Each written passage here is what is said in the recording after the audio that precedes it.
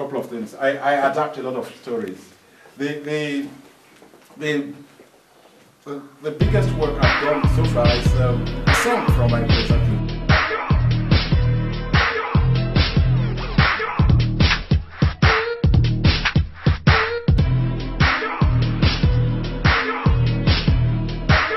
Which is from a fairy tale.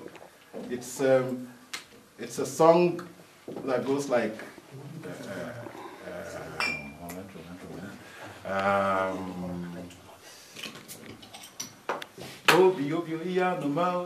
Isoko, I have to say that. My parents come from the Delta. Well, most of us children were born in Lagos and grew up in Lagos. So Yoruba is more the language that I speak. I speak Yoruba better than I speak my language, my mother language. And I've adapted a couple of Yoruba folk stories. The only one I've adapted from my family, from my parents, is the one about a snake, a lake that has like that is guarded by Obi is a snake, the black mamba.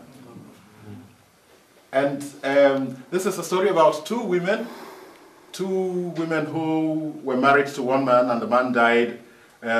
Both women have a child each. One has a girl, one has a boy.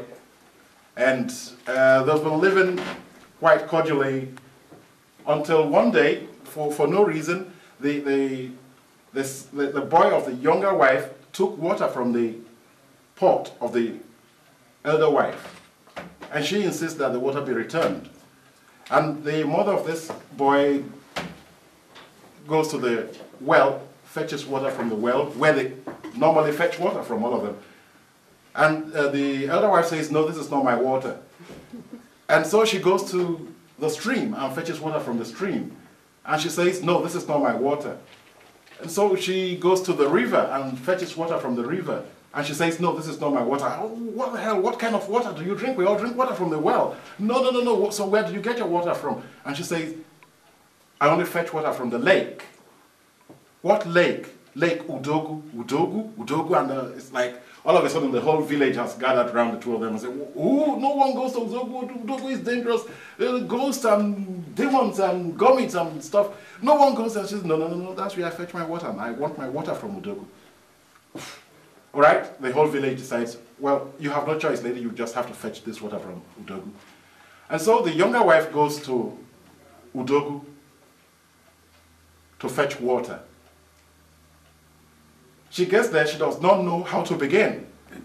And so she sings the song, Obi iya no mautize, Obi iya no mautize, Amerovu iya no mautize, Koye medario iya no mautize, Anaboyeke iya no mautize, Mevorozas yo iya no mautize, Anadoenha iya no mautize, Mevorudies yo iya no mautize, Anadoenha iya no mautize, Amerudogu iya no mautize, Koye medario iya no mautize, Obi iya no mautize.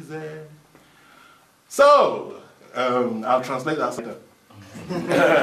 So, after the song, Obi emerges from the lake. He says, what's the problem? Blood explains. And so he says, give me your pot. And she goes, fetches water from the depths of the lake, gives to her. Say, now you go home, give your neighbor what you take from her.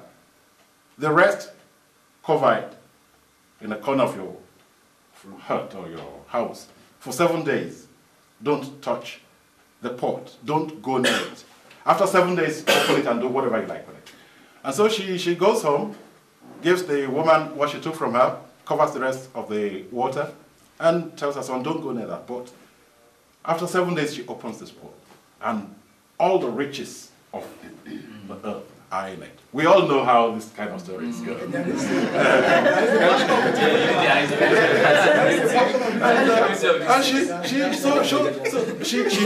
she spreads this wealth around. She says, this is so beautiful. This is not something that I can keep to myself. And so she spreads it. She gives to everyone in the village, and even to this woman.